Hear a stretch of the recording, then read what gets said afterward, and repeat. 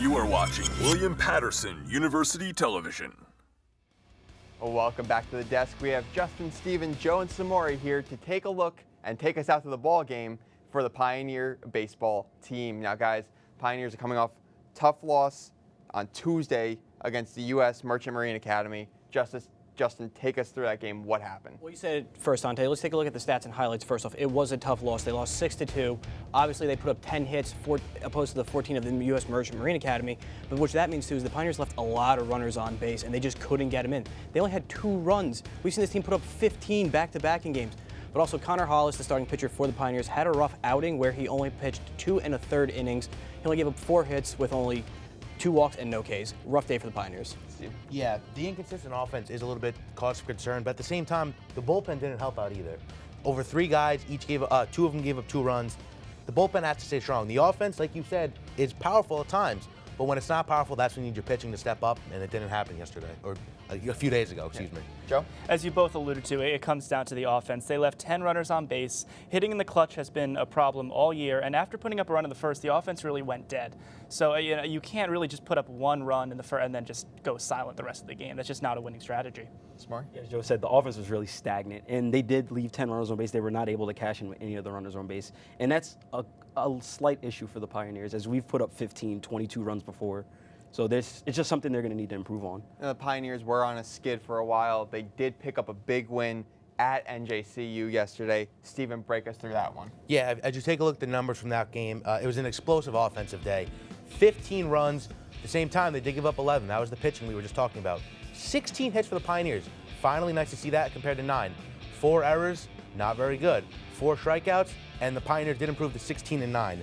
Finally, we see this explosive offense at its finest. We can see them do this a bunch of times, but it is inconsistent at times. They finally hit with runners in scoring position. They took advantage of that. It was just a good game to see, especially like you said, Dante.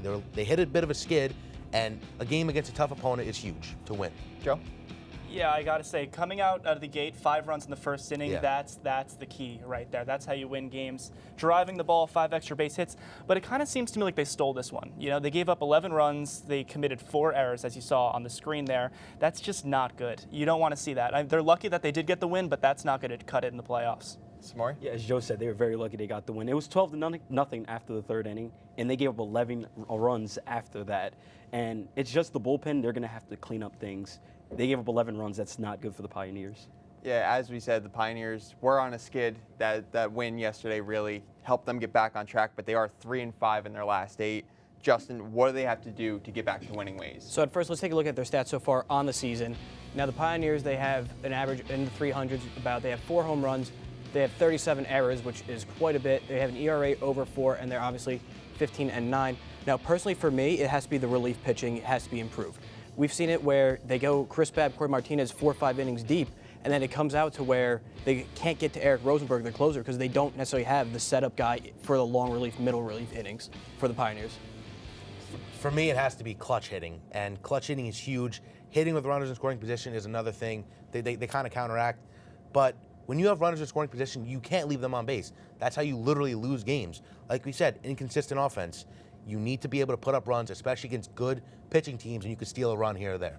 Joe? Well, there are 2 words that I have to say how the Pioneers need to improve. It just comes down to Danny Carter.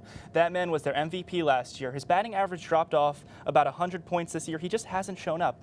I don't like what I've been seeing from him. He's been swinging the bat better of late, but he's not been the Danny Carter that we know. Perhaps a sophomore slump is in line. Samory? It's just the offense consistency. They've put up runs of 22, 15 yesterday. Then throughout the last 7 games, they've put up less than 3 runs. That's going to be a big issue. There's times where we're hot and cold, and that's not good. It's some way we got to put somewhere consistency in there. Right. And the Pioneers will have an opportunity today, actually, at 3:30. Justin, you'll be on the call for that, to try to turn around, host NJCU. Samory, what do you see and who do you see putting together a big game today? Well, we have a home and home with NJCU. We had one yesterday. We put up 15 runs. I expect us to do a lot. So we have 7 runs a game. They have 5. We get 11 hits. And somebody that I'm going to bring up, Steve Yelin, he had 4 of those hits yesterday. And he's been the breakout player. He's one of the best hitters that we have on this team.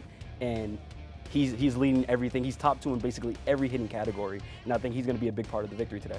Joe? I got to go with my preseason pick to click, Matt Ferrara. The guy's been swinging the bat very well of late. The Pioneers have won 13 games in which he's gotten a hit, and last year against NJCU, he came up with 3 RBIs in a doubleheader. So I'm looking for him to have a big day today. Steven? Joe, you actually stole my player earlier, Danny Carter. I've seen this kid play for years, and every player goes through slumps. And he is such a 5-tool player. You look at, he's only hitting 286 this year with 15 RBIs. But I am 100% confident that this kid can turn around. And in my opinion, he was the best player for the Pioneers last year, and we should not overlook him this year. I'm going to keep it in the outfield. I go with Steven DiGirolamo. He's the spark to this offense. He's the leadoff hitter. He's batting .408. He's accounted for 25 of the Pioneers' runs, and he has 5 triples. So he has the speed to get the extra base hits the Pioneers need to get in scoring position to win games. Sounds good. And again, Pioneers do play NJCU today at 3:30 here on the campus of William Patterson. Well, we wish the best of luck to the Pioneer baseball team going forward. Up next, we'll head to the ice and discuss the NHL. Keep it locked.